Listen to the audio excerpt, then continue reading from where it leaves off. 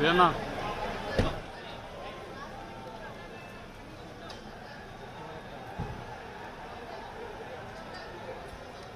చూసింగానే sir మాట్లాడారు. Hello sir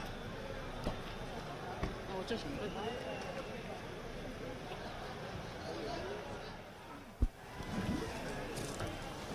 చూస్తున్నాం విజువల్స్లో దాదాపుగా గంట పాటు ఆయన విచారణను ఎదుర్కొన్నారు. ఆయన పోయే ముందు 2 కలర్ బుక్లు ఆయన తీసుకెళ్లడం జరిగింది. వాటిని ఆయన కమిషనర్లన్నింటి కూడా ఆయన సమాధానాలు చెప్పినట్టుగా కూడా తెలుస్తుంది. ఆయన వెంట ఒకవైపు హరీష్ రావు, సంతోష్ కుమార్, అదేవిధంగా ఇటు శాసన మండలిలో పార్టీ పక్ష నేత ఒకవైపు మధుసూదనాచారి, మాజీ హోంమంత్రి మహమూద్ అలీ, బండారు లక్ష్మారెడ్డి, పద్మారావు గౌడు అదంతా కూడా ఆయన పాటు లోపలే ఉన్నారు.